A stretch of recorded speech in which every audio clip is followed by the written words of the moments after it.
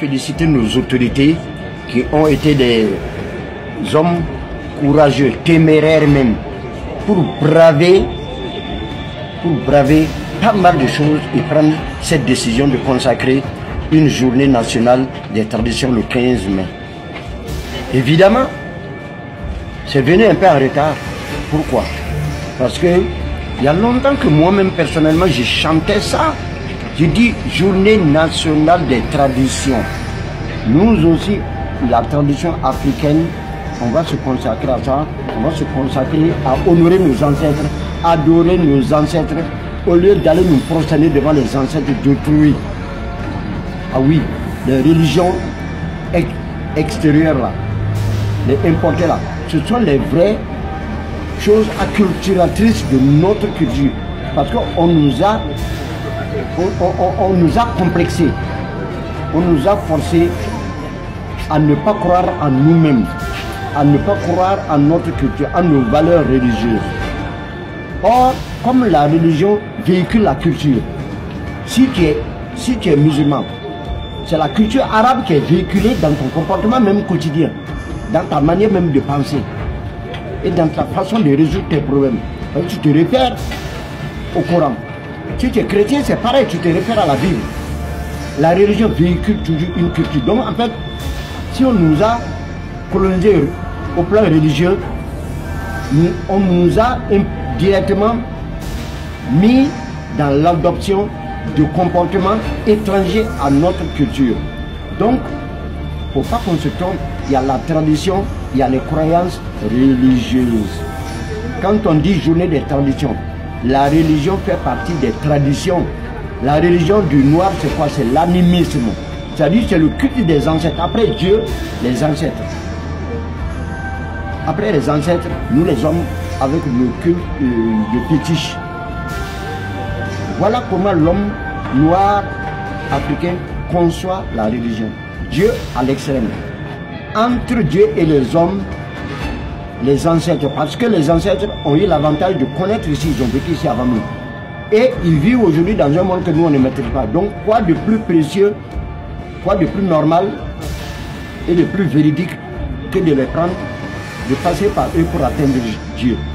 Qu'importe la manière d'atteindre Dieu, il n'y a pas un seul mode d'accession à Dieu. La religion traditionnelle vaut son pesant d'or. Et il ne faudrait pas qu'on dise le 15 mai là, c'est la religion des traditions et ce sont les chefs traditionnels qu'on va voir là-bas. Je te dis, non, dites-nous la vérité. Oui, nos nabas, nos chefs traditionnels là, ce ne sont pas forcément des animistes, hein, des adeptes de la religion traditionnelle. Hein. Il y en a qui sont qui vont à l'église, à la mosquée, dans le temple. Alors, ils laissent les ancêtres pour aller là-bas. Comment vous allez les prendre comme des défenseurs de notre religion, de notre culture? Cette journée s'est consacrée à ceux qui croient au culte des ancêtres, pas aux ancêtres d'ailleurs. Non. Donc il faut qu'on s'entende bien dessus. Les chefs de terre qui immolent, qui font des offrandes au lieu de culte du village, qui sacrifient des chèvres et des poulets, c'est eux les vrais traditionnalistes. C'est eux les vrais animistes. Ah oui, parce que vous voyez même des nabas qui ont des sanctuaires même de Jésus ou de petites mosquées dans leur cour. Mais est-ce que, moi j'ai toujours posé la question, est-ce que c'est Jésus et moi-même qui leur ont donné le bonnet qui portent sur la tête? Ce n'est pas les ancêtres. Donc même, moi je dis, hein, c'est un peu, pour parler de façon plus grave, c'est un peu de la foutaise à nos ancêtres, c'est les négliger. Tu vas aller chercher des bénédictions chez les ancêtres de qui? D'autrui. Toi tu vas quitter ton père et ta mère au lieu de te prosterner devant les saluer, les honorer. Tu vas aller honorer les parents de ton voisin, tu sais quelle bénédiction. Après avoir négligé tes parents, tes ancêtres, tu sais quelle bénédiction où tu vas, tu ne fais que t'attirer des malédictions. Ah, ça est une vérité.